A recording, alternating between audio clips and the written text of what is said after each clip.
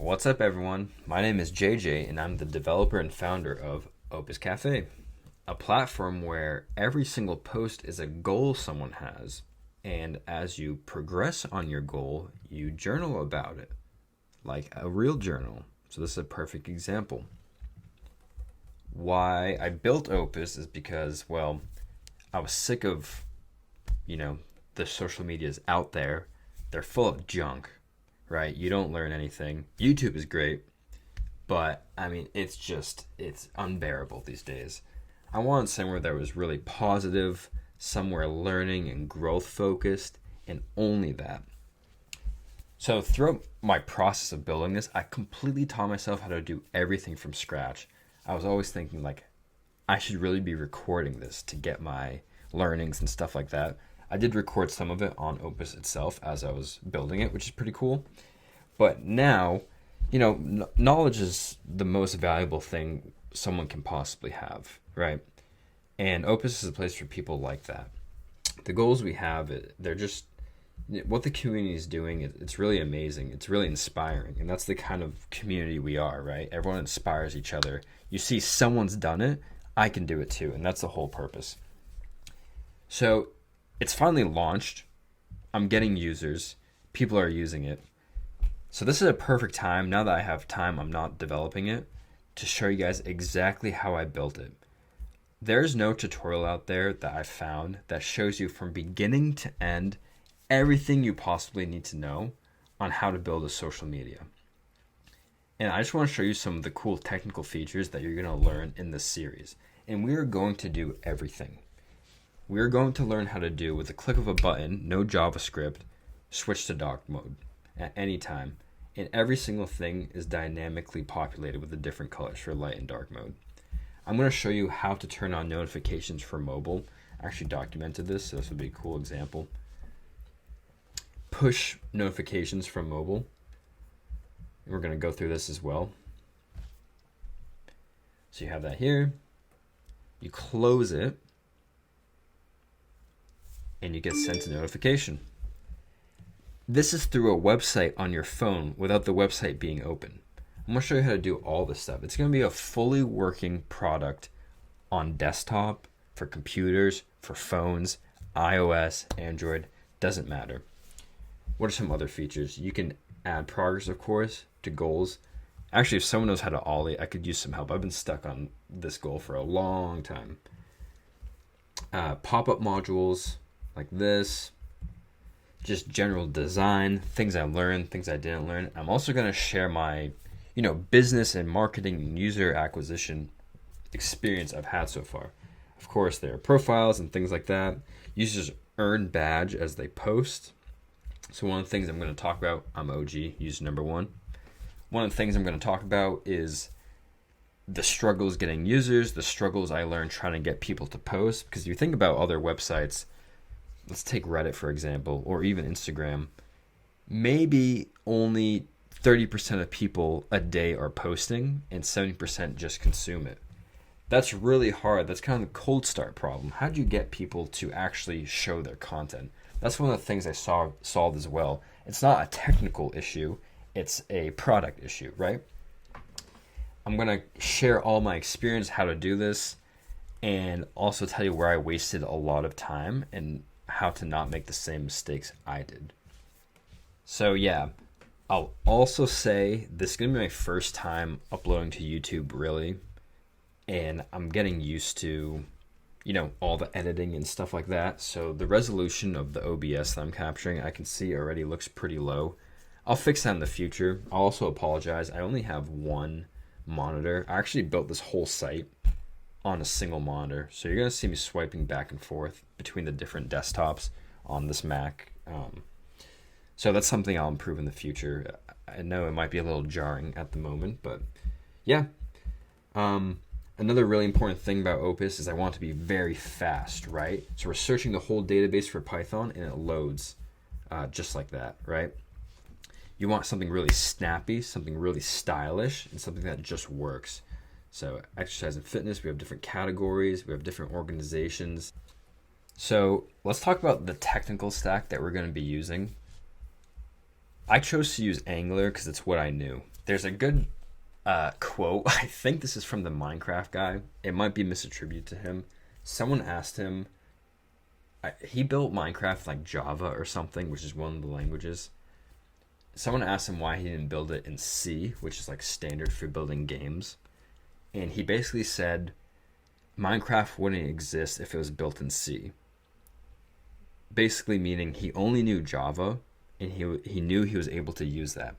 Same thing with me. What you're going to see might not be the most up-to-date. It might not be the most perfect thing. There might be better tools for the choice. Maybe React is better than Angular, or Vanilla.js is better than this. But I know Angular. I know Python.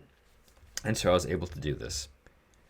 So I'm going to quickly go through the technical stack about what you'll be learning. And again, you're going to see the whole process end to end, building the front end, styling it, the back end, the recommendation algorithms, the notifications, the database building, every single part that I had to learn over the last 3 years of building myself, condensed into a series.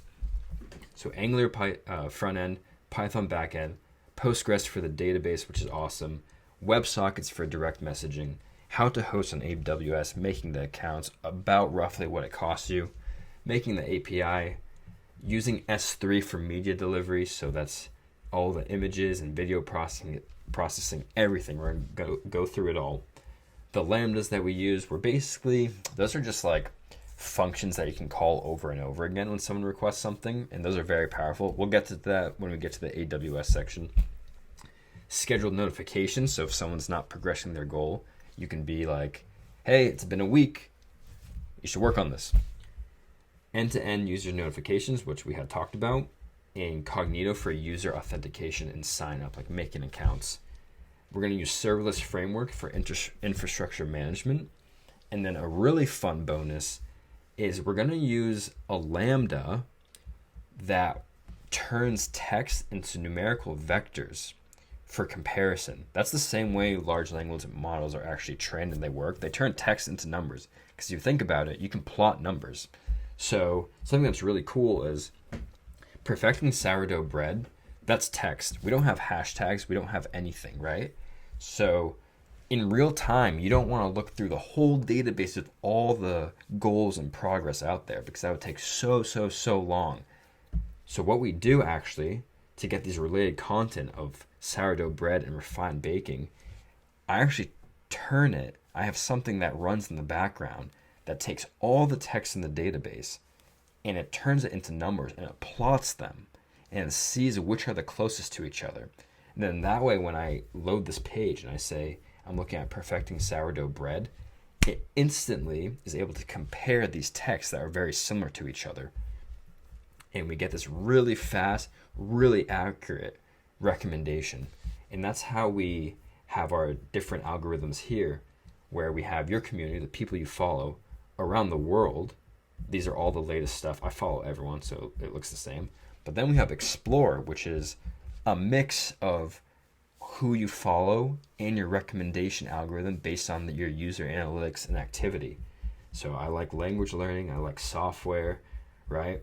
So it's going to be stuff that's really recommended to me.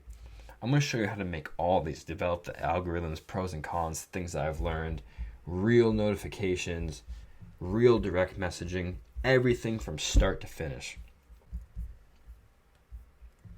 Okay, so for some of you, what we're going to do might be very introductory, and that's fine. But I would say try to watch everything, because there's going to be bits and pieces mixed in there. So the way I am as an engineer, as I build things, for me, the best entry point is seeing actually exactly what I'm working with.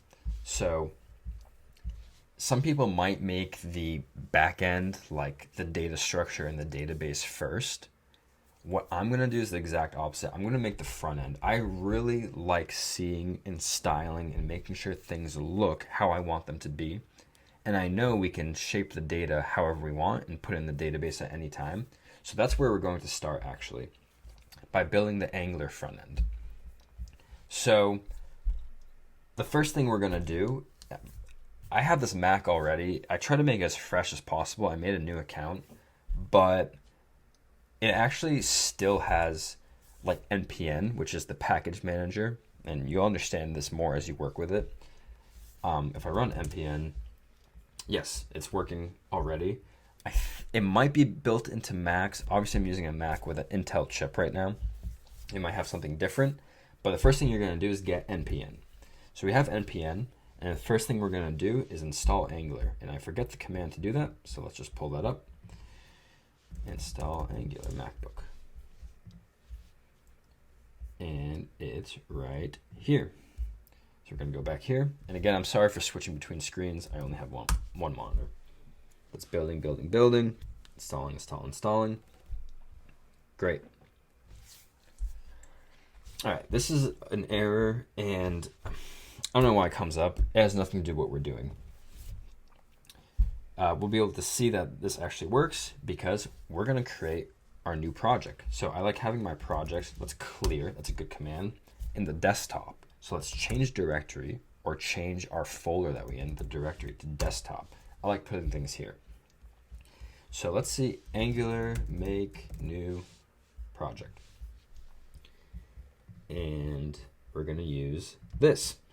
So ng is the command for Angular, and new is to make a new project. So let's do ng new, and we'll just call it social media. That easy. That's why I like Angular, because out of the box, I don't think we do routing. I don't really remember. I think we do SCSS. I don't really remember. It's actually been a while since I've done this. So I'm going to be learning along the way too. Along the way, you're going to see things that aren't best design, aren't best code, or there's better ways to do it.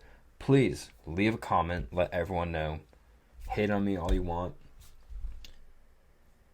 So I'm American now. I'm used to it at this point with the whole world trashing us 24/7. Okay, so when that's installing, I'm going to say something important about building something like this. You have no idea how many months, I'm not even exaggerating, I designed and redesigned this site. You need to, right now, pick a website that you think looks good, that's exactly the type of website you like, and say, I'm going to be influenced by this design, and build something like that. If you like how Reddit looks, use this as your UI UX. Use this as your design. Don't hire a designer. Don't sit there making and unmaking over and over and over again. If you like how this looks, aim to build this. If you like how these posts look, aim to build that, all right? Because you will waste so much time designing, redesigning. And at the end of the day, what you're going to find is there's no need to reinvent the wheel. You might want to do something like different, unique, but there's a reason things like this are designed. And just stick to that. As my roommate once told me a couple of years ago, which was great advice, he was like, just look at Facebook. They've probably put $1 billion into design itself, right? And it's absolutely true. There's a reason things look the way they look on the internet. Oh, this is something I skipped. This is really cool. This site is going to be fully modular and responsive for mobile. All right? Oops, sorry. Look at this. It's going to work on any platform, any device, anything. All right? It's going to automatically adapt itself to be where you need it to be. This will work for billions of people around the world by the time we're done. Okay. So, we built our first Angular project. And the way you start it is npm start. ngserve. I forget what npm starts though. Oh, let's go into our social media project that exists now, and we'll do ngserve. And actually, let me get back out of here. If you want to run a command you just ran, just press the up arrow.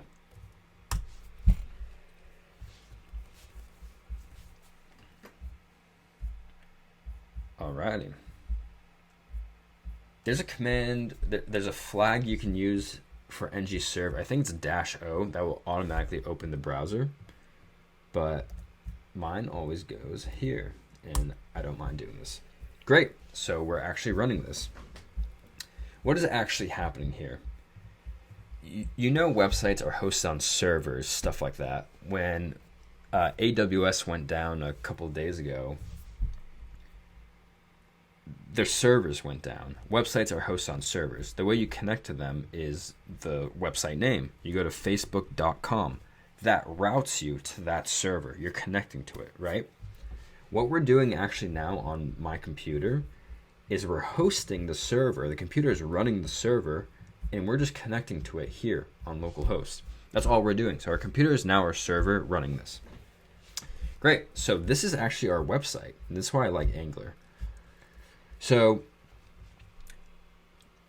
we are going to be using Cursor, which is one of these AI coding tools, not to rely on the AI heavily.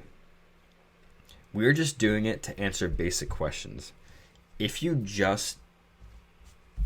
rely on AI to do everything for you, you are not going to learn how to solve the real problems. It's going to bite you in the butt, and you're going to end up hiring someone to do it. So they're great tools, but they're not great replacements for developers yet. So let's actually open Cursor, and you can download it from here. Yep. And let's open our project. Developer, desktop, social media. Okay, so now we're here. And what are we actually looking at? We can see it says resources. Here are some links to help get you started. So let's search for that. Okay, what we're looking at is actually the HTML, which is pretty much the foundation of the website. All the different content is populated from the HTML. It's the structure, I should say. What is giving it style? It's the actual CSS, the SCSS. So you can also, this is a little confusing, I don't know why they did it like this. You can also put the CSS in the HTML, which they've done here. But I'm actually just going to remove this to make this more clear about the dedicated responsibilities of each file. So let's put this here and we save it. It should look exactly the same. If you don't believe me, let's take everything and let's remove it and save it and see what happens here. Uh-oh. I guess I didn't save it here. Great. Look how ugly this is. Let's go back to the CSS, add the styling back. Boom. What I like about Angular a lot, it's hot reloading. I guess all JavaScript does this really. By hot reloading, what I mean is as soon as you make a change here, it's instantly updated here. So if I look for where it says resources, I can change this to Opus is cool. Save that. Boom. Right? You don't have to reload the server. You don't have to do anything like that. Great. So that's what we're looking at here. The best way to work on a project, I think, this is why I think Opus works so well too, is just doing it. Literally just do it. Whatever you want to build, just start doing this. Follow this tutorial, follow other tutorials. Just try to work on it. Like I said, everything you see here, all the algorithms, everything, it was self-taught. And that's why I want you guys to accomplish. Knowledge is so valuable. Having a project like this, it's so life-changing. It really gives you a purpose and a passion, something like that. Okay. So let's talk about Angular components. I'm going to switch these around, switch this around, switch this around. Components are why I really like Angular. And you can actually see, on here, it's saying add a new component. And this is how you generate a new component. What is a component?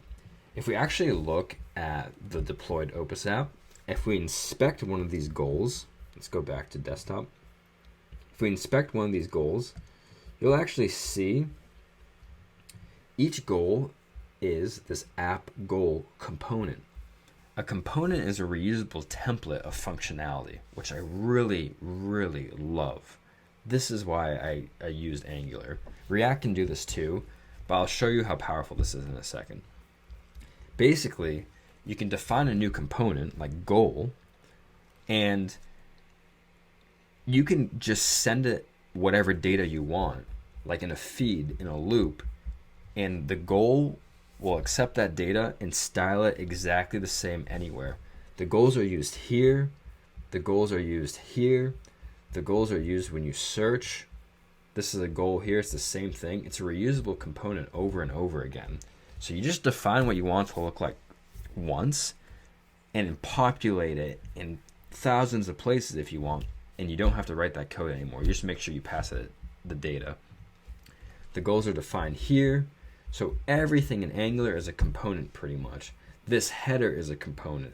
The profile page is a component. So I just pass the user profile information and the component will populate. It's extremely powerful. I really like it. So let's generate our first component. So server's running. Let's open a new tab from Control T or Command T. And let's do ng generate component. Let's make a new folder called components. And we'll call it, let's see, we need a landing page, right? So we'll just call it landing page. And it's generated a new component for us. Perfect. Let's go here. We now have a components folder and we have a landing page. Let's go into app, which we said was the entry point, right? Let's delete all of this in an Angular syntax. Let's say landing page. Let's get rid of that style from earlier. So now when we go back, what do we expect to see? It says landing page works because when Angular makes a component, it already populates a paragraph with landing page works in it. So we can change that to whatever. Okay, so this is what's going on. We have the app, and inside the app, we put a component landing page. And that's what we're seeing here. Great. So when the user pulls up the site, let's say they're not logged in.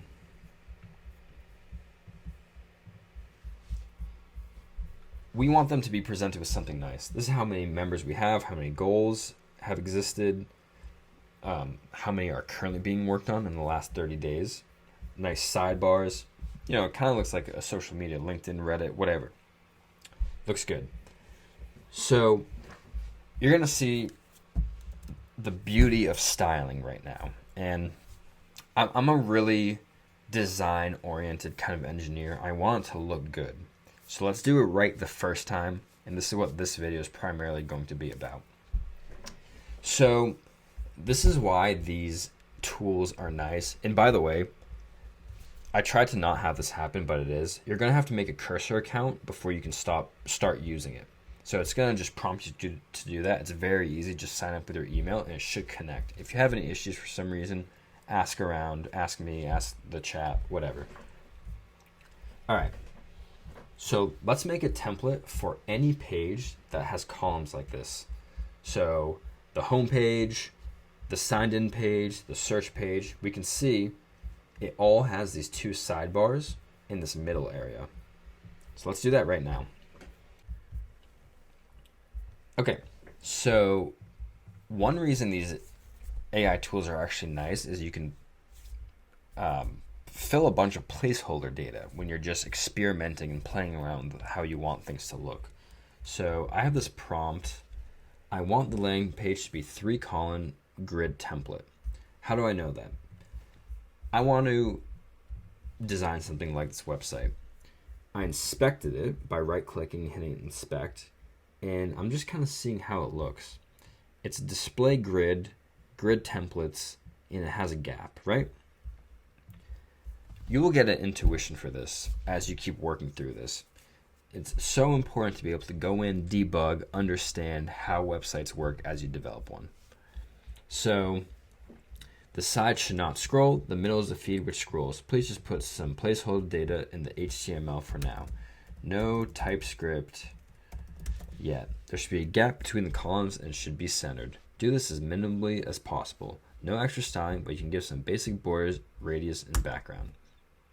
Okay, so let's see what it does. And what else can we describe here? Something we'll get into is your color choice. My biggest recommendation to you all is pick the theme that you want now. Look at some designs, look at some colors that you like and choose that as your brand. Once you're able to do that, just decide, and you can change once. I'm going to show you how you can make the styling very universal and very dynamic. It's going to be really important. But let's see what's done here. Okay, so let's put some post. And post sidebar. And this is why it's so important. The sidebars don't seem to be sticky. So they will scroll actually, which is not what we wanted, right? Reviewing the current file to fix the sidebar. And it's added sticky tops. So that's perfect. So now when we scroll, it should stay on top. It would have been so much easier just to do this myself because this thing is absolutely not doing what we're looking for. Kind of is. Okay, so now it scrolls. Perfect. All right, now let's go through what it actually did. Right, so this is a good start. It's not this, but it's a start, right? We're starting to see the framework of it. It made a feed, and it made a class for feed and post and sidebar in our grid container. If we actually look at that here, that's that container we talked about, right? It has a max width, and it has this, which makes it automatically centered, all right? This margin. The sidebars have some background color. It has some border radius, which we'll talk about what that does. It actually gives it these nice curves. If we were to get rid of that, it wouldn't have that anymore. Let's go here. Pointy. Old internet. That's fine. If you're going for it, go for it. I don't.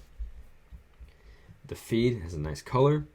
It has overflow Y, which set to auto, which basically means if the content is greater, if it overflows its container, let it automatically scroll.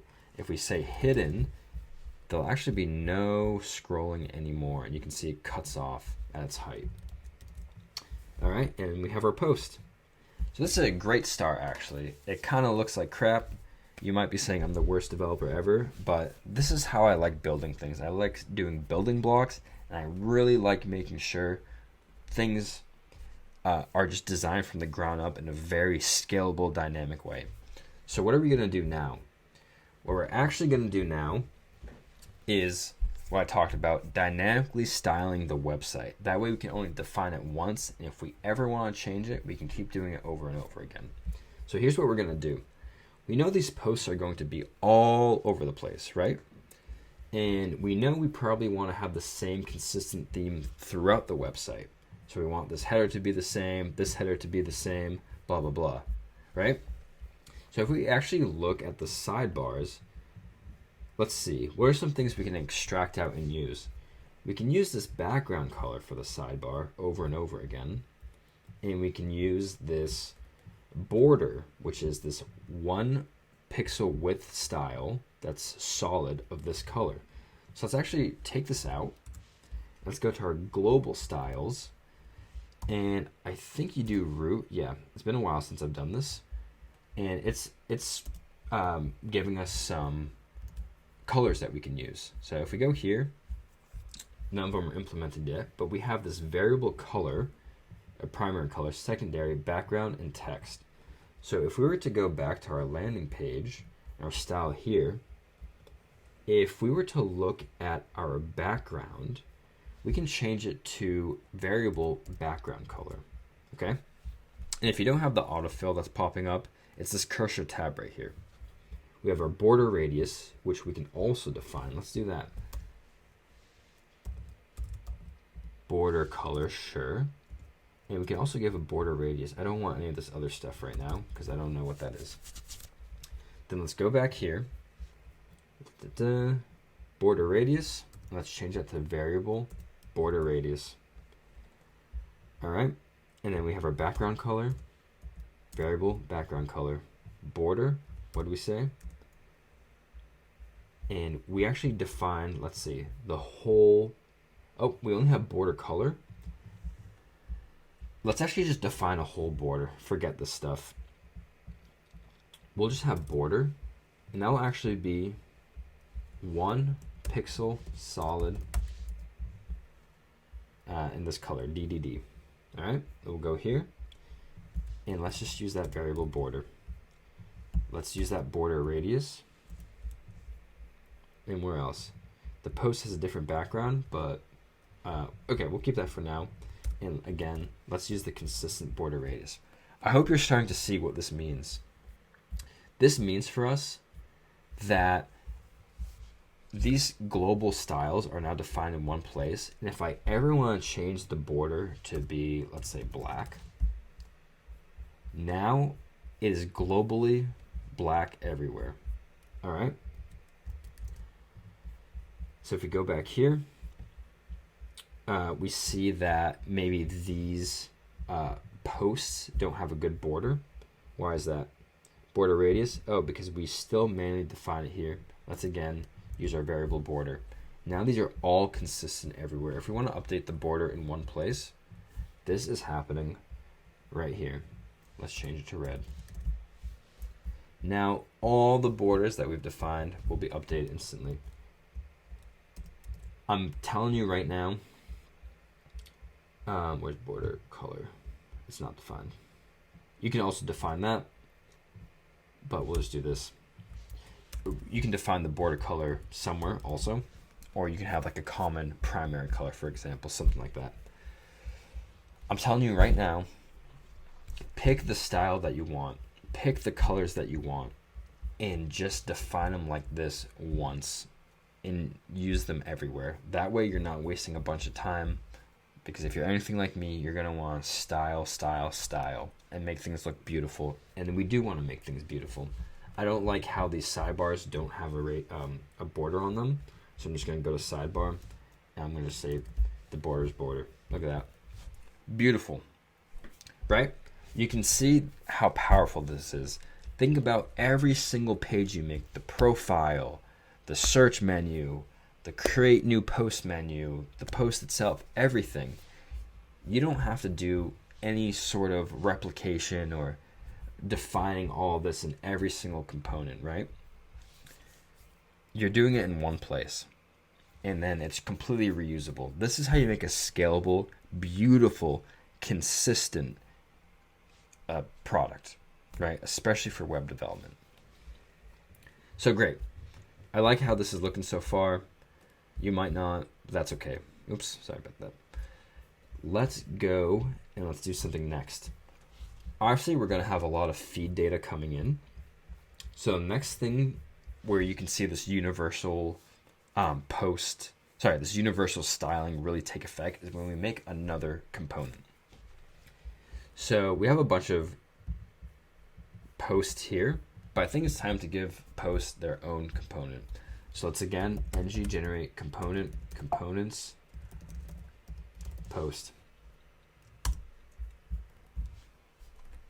Okay. Now let's go here and let's just put a single post. App post. The post works. Let's just go into our post component that we've made, and we can see post works. And let's just give this a div, and we'll give it class post, right? So that's exactly what we had done. So now post, which was defined in our main app, in landing page, can now be removed here. And since we're going to use posts everywhere, let's put in our global style. Let's go back here. Great. There's no content, but we can see something is there right now. We'll go back here and let's just add, hello, I am a post. So now this post, because it has the class post, which is a global style, has that style that we defined once forever now. Okay? If you really want to, if you think the post is the only place that'll have that style, move that class out of here into the CSS, the SCSS file here. Okay?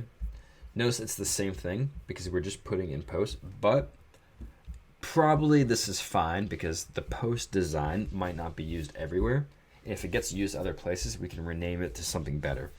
But now we have our feed, and we're putting post. And this is also why Angular is powerful. Look at what it's recommending. In Angular, you can actually put for loops, so looping through things, as into the HTML. You can't do that with regular web development. So let's allow this to happen. And now we have a post for everything in this array. Okay?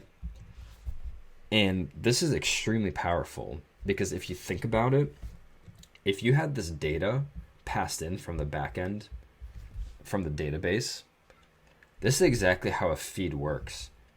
Actually, this is exactly how this works. We just have a for loop, an ng for loop of goals, goal components, and the data is passed in a loop. And as that data comes in, we just pass that data to each component here. So that's exactly what's going on. All we would do is replace this with the actual data from the API call. And that's how this would happen.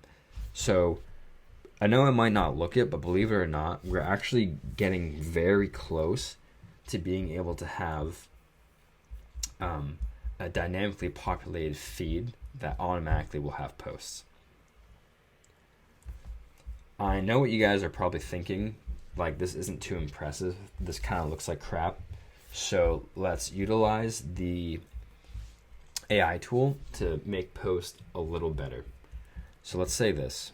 I'm just going to go to a new conversation because they tend to get confused. I want posts to have a title, a placeholder image. Maybe that's too much right now. A title and a description.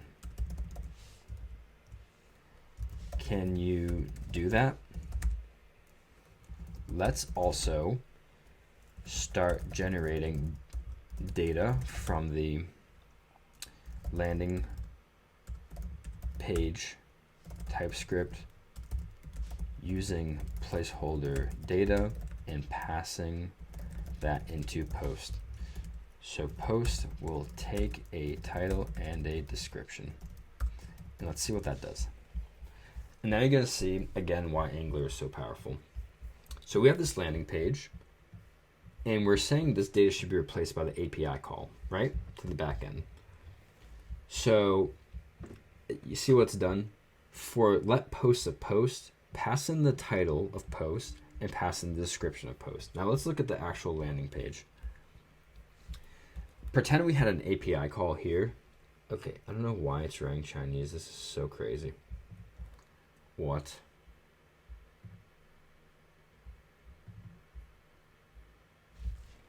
That is so bizarre.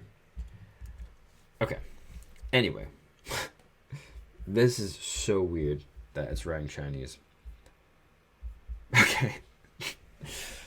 Anyway.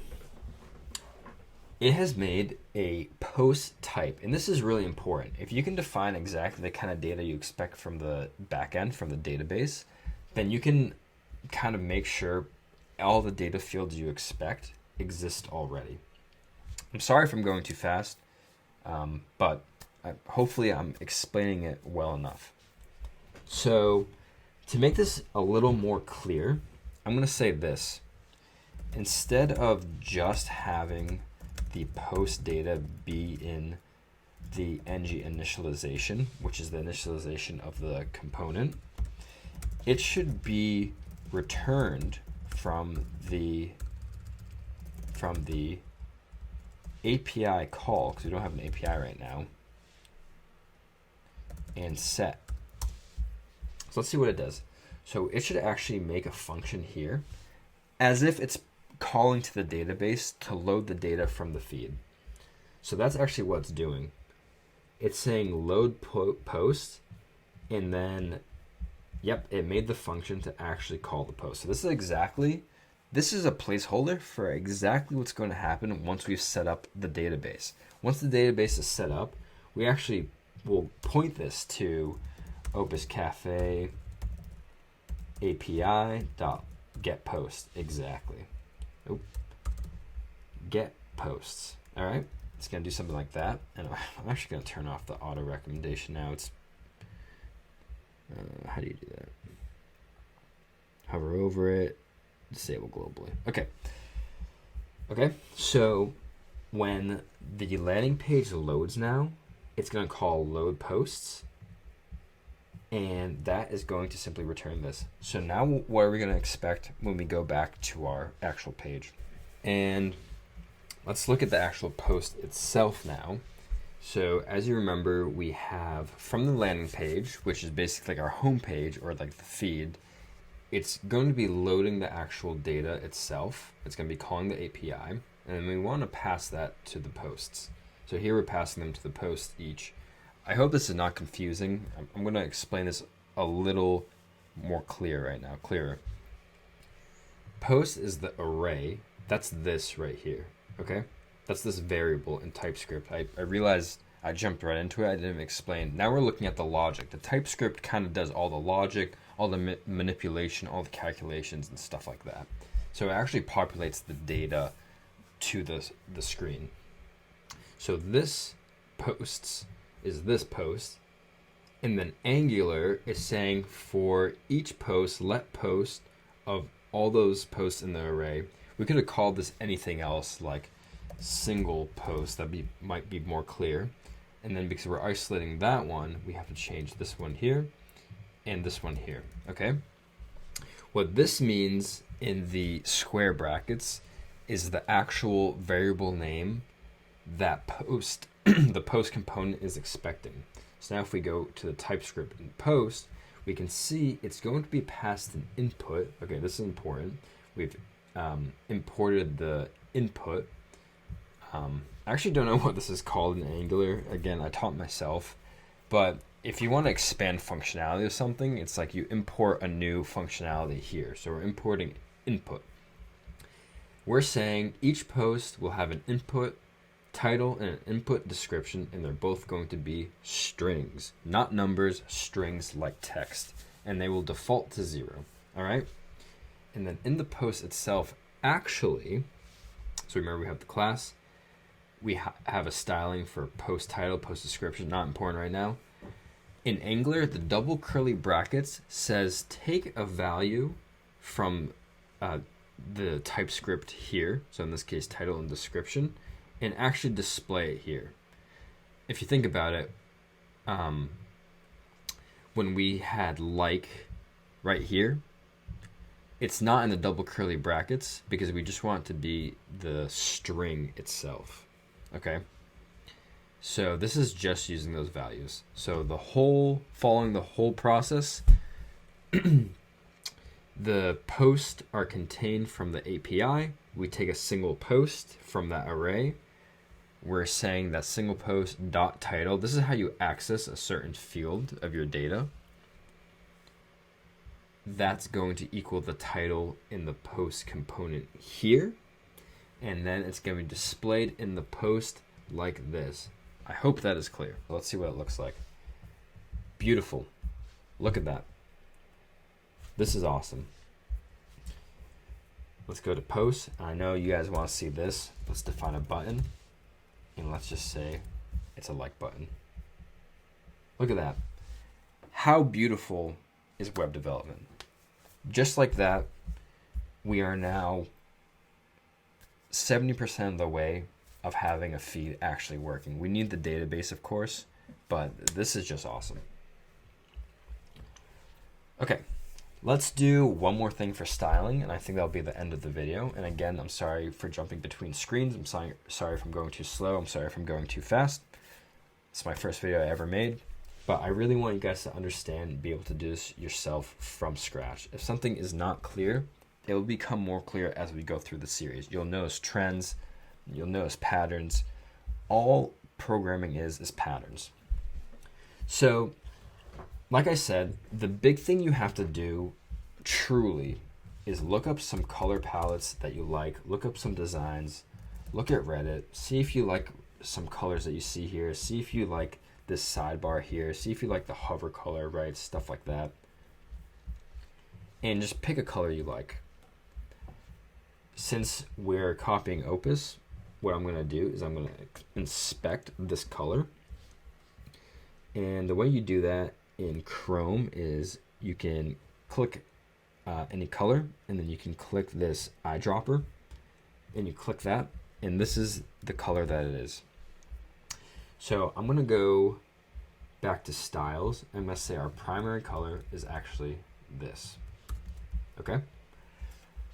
And then in the post itself, we have the button. Let's create some additional styling. Actually, let's globally create the style, and let's say a button. Oh yeah, it was just empty. And we're gonna say background color is our variable primary color. Okay. So now when we go here, this is perfect, right? And remember we already defined our border radius.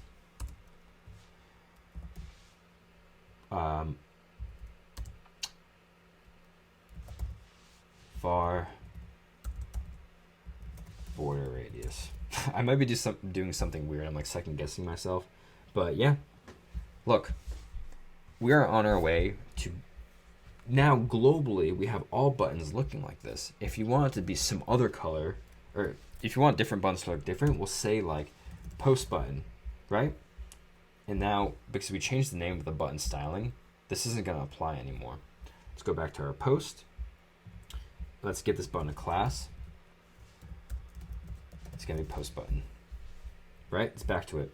I think there's not enough room between the text here and the button above it. So in post button, I'm also going to say, let's give a margin top of half a rem. Rem are really cool. I actually forgot to talk about it.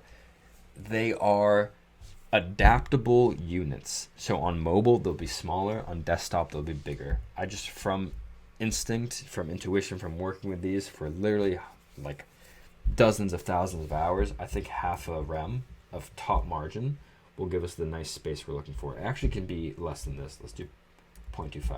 I guess I need to spend another 10,000 hours. That's better. Okay, we're almost there. Let's do one more last thing, because I'm having a lot of fun doing this actually, and I hope you are too. So we have our landing page that's integrated in our app component, right? We're missing something big. There's a big difference between this and that. And that is we don't have a header. So let's generate a new component. ng generate component, components, header. And obviously, we want the header to line up the same as our desktop. So we have our header. Let's add it and see what it looks like. Okay, it doesn't look the same at all. Let's go into our styles. Let's actually go in our landing page container and see what we're looking at. We have the grid. We have this, the templates. We have the gap between the columns. We have a max width. Okay, that's really important. And we have this margin, which is giving spacing. The max width is defining here and here, and the margin, sorry, it's not giving spacing, it's giving centering, okay? It's automatically adding, the right side means X, and the left side means Y. So the auto is actually adding padding in our grid container. You see the orange on the side is our X, and we have no orange on top because we put no margin on top, okay? So it's creating automatic even padding on the left and right, sorry, margin on the left and right, and then it's saying have a max width of 1200 pixels. So this is actually something really important we can get. Let's go to our styles and let's say our max width. So this is a variable we're making. I don't know if I made that clear. It might be confusing that I'm using the same variable names, but that's going to be 1200. And this is going to be really important because now when we go back here to our landing page, we're going to set max width to the max width variable we just made. We can call it whatever. So in case this is confusing you guys, we can say like main max width, and then we'll go back here and we'll say main max width. Okay. And now we'll go into our header. And let's make a new class for styling called header, and we'll say max width, and it's going to equal our main, main max width. And let's also give it the same margin. Margin is 0 auto. So now if we go back to header, okay, something did not work. And that's why we're going to debug. This is exactly what happened. We need to add the class to it, right? Because the styling does not know that this element, this header, needed to have that header styling, right? Dot header. That's how these connect. You define class in the HTML, and you define it with a point and whatever you want to call it in your styling. So now when we go here, look, they perfectly line up. Let's go back to this, and let's actually call this, all right, let's make a div. Div are like the main components. I probably overuse these. To be honest, like here when they use like main and aside, I actually don't use those. I make everything divs, which is definitely not good practice. So again, let's give this header, and we'll say, and let's give it a nice consistent heading like this. So in landing page, what heading did we use? Okay, it's just using an H3. So we'll go here and we'll give it an H3, and we'll just say Opus Cafe. Now look, beautiful. So in the future, let's say you wanted all your H3s to be globally styled differently. H3 is built into HTML, so we don't put a dot in front of it. Dot's only for the custom ones we define. We can say color, and let's use our var secondary color. Now all H3s on our site will have this. Beautiful, consistent. It will be exactly the same everywhere. That's exactly what we want to do. This is how you make a scalable, cohesive, beautiful website, where you can only define things once. Otherwise, you'll see people, some websites are made, this same header style is copy pasted in every single component you make. Not for us. They're defined in one place. If you ever want to change your color theme in the future to blue, it's now blue, right? And that would be everywhere. If you want to change this to be black, our secondary color is now black everywhere, right? This is awesome. I hope you enjoyed this video. I hope you follow the series. I hope you track some of your goals on the website. If you learn how to make your own social media and think Opus can be better, I hope you make a competitor. And I hope we become competitors, or we become co-workers. You never know what will happen one day. So it would be cool to work on some projects with some of you guys. But I do hope you check out my platform as well. And you give me any feedback there as well. It took a lot of work. I learned a lot. But again, you know, knowledge is the most valuable thing you could possibly have, and you can possibly share with someone. It's just timeless. There might be a time where knowing these skills are kind of outdated because, you know, these tools get so good that they can replace a lot of this. That doesn't matter right now. You need to learn how to do this. And if you know how to do this, even if you're a mechanical engineer, even if you work a desk job, whatever, everyone has an idea. The hardest part is starting it. And this tutorial, I hope, is going to be your venue on how to turn this into a fully deployed website that millions of people can use. This will be scalable to anyone, right? This will be secure. This will be custom. You'll be in charge of this. It'll be your baby. It'll be your project. So thank you very much, everyone.